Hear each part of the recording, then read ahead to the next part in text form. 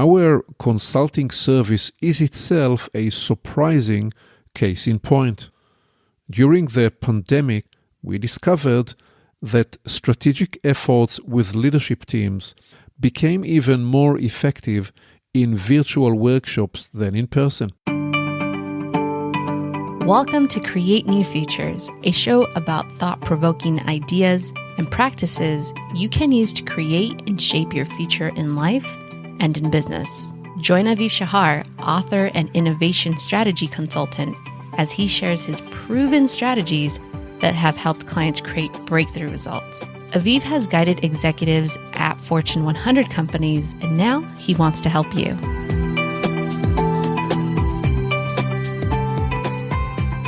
Welcome to a new episode of Create New Futures, where we explore novel ideas to help you unlock new possibilities.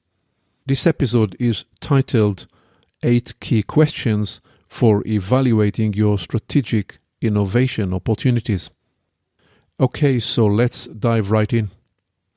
Strategic planning is an oxymoronic term. While vision and strategy are back from the future inquiry, planning is the endeavor to move from today to the future. Although we need both approaches, they are not the same activity, and they each require a different mindset. In many companies, a strategy effort is not strategic at all. Rather, it is a financial-led bottom-up planning exercise. Though these endeavors represent an important discipline, it is disingenuous at best and a dereliction of duty at worst for those who understand this key distinction to claim that conducting the annual cycle of bottom-up financial engineering means you have engaged in a strategic exploration that will shape the future of your organization. To engender true strategic explorations, we develop Horizon 3 stories of the future. These include inquiries about market value pools, customers' and stakeholders' needs and aspirations, shape-shifting trends and their plausible developments, technological and process innovations, competitive differentiation vectors, critical dependencies that enable each story of the future, and the control points, the outcomes, and the value each story will create. Our consulting service is itself a surprising case in point.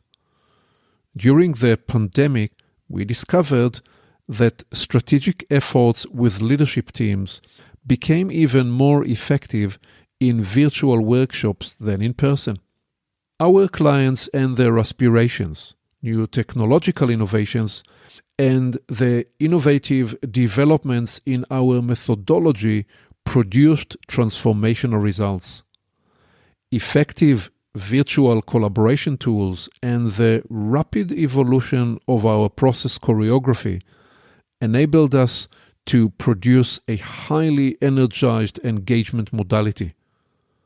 Our process evolved as we shifted the breakout format and composition, created many new connections between and among people, and cultivated collective ideation and formulation on a digital canvas. This approach empowers people, unlocks their creativity, and facilitates surprising breakthroughs. As a result, our clients have produced a rich portfolio of strategic and innovative possibilities. Because most situations operate within resource constraints, we evaluate these potential business opportunities in context, one next to the other. Here are the 8 questions that we reflect on with our clients during the portfolio evaluation process. Keep in mind that although each one addresses a critical lens on how you choose the opportunities in which you invest, the weight you give each lens depends on the people involved and their situation. Number 1. Does this opportunity create differential value for the business, our customers, and our stakeholders? It's not enough to stop at an assessment of the value for the business.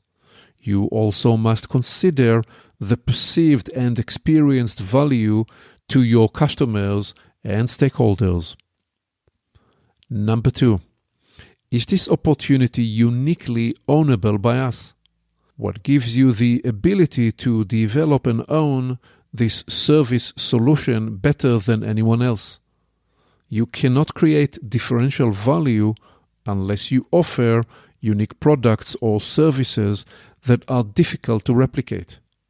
What evidence leads you to believe that investment in this opportunity will enable your company to provide something that your competitors cannot? Number 3.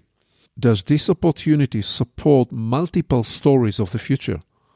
As you explore a variety of possible future scenarios, does an investment in this opportunity present itself as core to many or most of them? Number 4. Will you be able to build a sustainable moat around this opportunity? Though doing this is not always possible to the extent that your company is successful, such as by the type of innovation and or through its intellectual property, other companies will find it exceedingly difficult to replicate your investment. Obviously, think about Google. No other company will be able to catch up to its search capabilities. Number 5. Does this opportunity offer a larger prize than others? Given the total available market segments you believe are capturable, and considering the potential growth opportunities, which investment will offer the greatest reward? Number 6. Will this opportunity excite the imagination of our workforce? The importance of this question should not be underestimated. Will this opportunity unlock the excitement, energy, and passion that will enable your team to see it through to implementation? Number 7. How confident are we that we will be able to implement this opportunity? The ease of implementation is a key element of the analysis as you evaluate your ability to deliver the anticipated impact. Determining where on the easy to difficult continuum of implementation the opportunity falls will enable you to forecast more accurately the likelihood of success. Number 8. Is this opportunity congruent with our values, brand experience, and form? Will this innovation and growth opportunity build on our brand attributes? Will success in this space be consistent with your aspirational values?